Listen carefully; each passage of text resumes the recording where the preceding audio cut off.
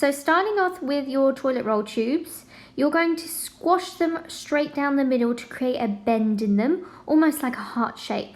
So squeeze and pinch at either end, a deep fold down the center of one of the sides so that you get this shape. You can then tape, glue, or staple it, and I'm just going to add a little staple to mine just so that I can quickly move on to the next step with you. If you flatten your tube whilst getting your stapler in, you can just use your finger or the end of a paintbrush and just make that shape more defined again. So if you're using a stapler, make sure you put a staple on each end. Again, you can use a little bit of glue for this if that's a little bit easier for you, or if you don't have a stapler. There you go. So you want 2 of these. You want a set for his front legs and his back legs. There's 1 pair. And you're also going to do it with the second pair to create that pair of legs. Good. Now the next step is sticking these onto your paper cup, which is going to act as his body. So I'm using little small tabs of masking tape. I'm pressing the legs on, and as you can see, I've gone all the way around using these little pieces of tape to sellotape his legs together. I also masking taped his 2 tube legs together so that they wouldn't come apart as well. So you can see that at the bottom. There you go. And he should stand up pretty well. Beautiful.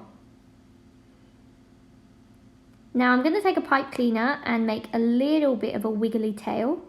I'm just going to cut off a little bit of the pipe cleaner. On one end I'm going to make a knot by threading and tying it through and pulling it tight.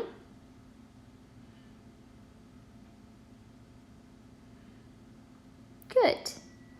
Now you want to make a little hole at the end of your paper cup, and I'm doing this on the smallest end or the bottom of the cup because that will make a nice bum for our giraffe.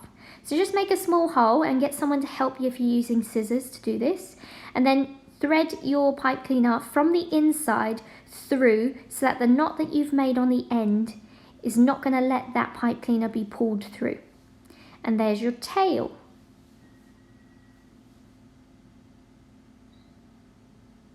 You can bend it over if you'd like, or you can have it sticking up. Depends on what shape you'd like your tail to have.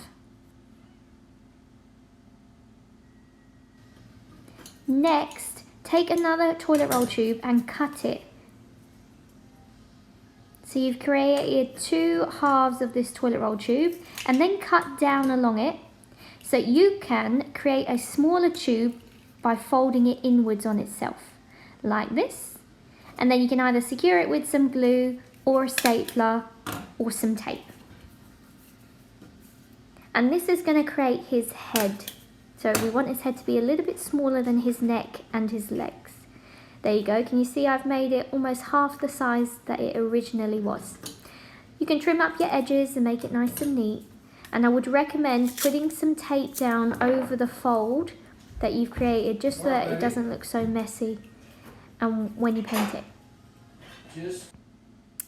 Now I'm taking a kitchen roll, and I am actually using the inside roll here because it's slightly smaller than the leg rolls, and it's longer, so I can create whatever length neck I want to.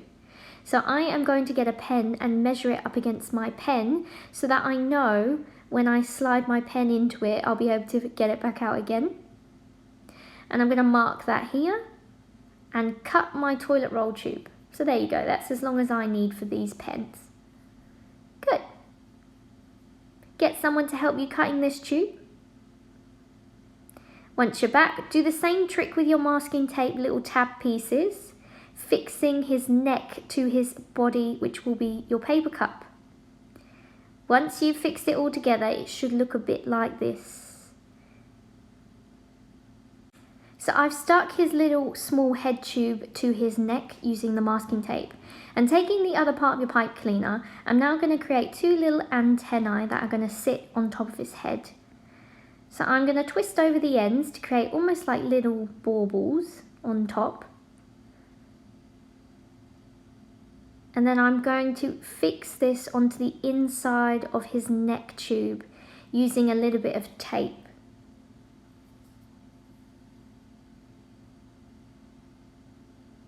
Just like that.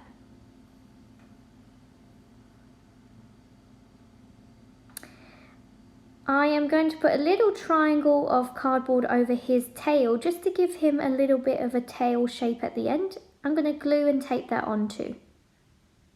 Now it's time to paint it, so cover it all in a yellow of yellow paint. Once you've got to this stage, it's now time to make your brown shapes which will make the pattern of the giraffe. Get out some brown paint. Now I'm going to actually use my fingers for this. I'm going to dab my finger in the paint and push it onto the body of our giraffe and start to make irregular shape dots. Now you can use different fingers if you want to. You can use half your fingerprint. You can create a load of different shapes that are going to create a really cool giraffe pattern just by using your fingers. So have a play about. This part is the best bit because it's the most fun. And cover his whole body, his neck and his legs in this awesome pattern. Really have fun and see how many different sized dots and shapes you can create. Make sure you leave space between your dots so that you really get that really authentic looking giraffe pattern.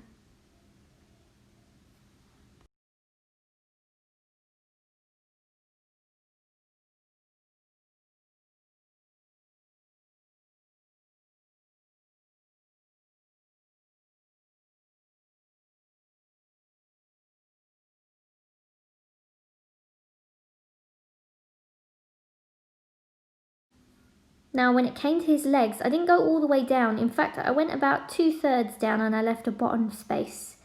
Again, I'm doing that same technique with my finger where I'm squashing it in and creating different sized fingerprints and shapes. And this, the more irregular the shapes, the better your pattern will look. So I found that after I did this for a little while, I really got a really good pattern. There you go. So guys, once you've done all your finger painting dots all over him, he's more or less finished, and now all you have to do is just think about what you might store in him. So in the top of his head here, I've put some pens. I can hold 6 pens in his head. In his tummy, which remember we made out of that cup, I've got my rubber and I've got a bulldozer clip in there for safekeeping. You can even pop something into his mouth. So the little extra bits that I did to make my giraffe come to life, I'm moving closer to you, is I stuck on some ears. I just cut out these 2 little ear shapes. They look a bit like baked beans on either side of his head. I popped on some googly eyes. Again, they're optional, you can draw them on. I drew on a little smile either side of his mouth. And at the bottom, I stuck him on a piece of round cardboard. You don't have to do this, but I thought it was pretty cool. And at the bottom I stamped on some green paint and flicked it up his legs so it looked like he was standing in the safari grass. You can also now place him on your masking tape so you never lose your tape ever again either. I hope you enjoyed making my junk model pen holder giraffe with me, and I'll see you next week for another craft.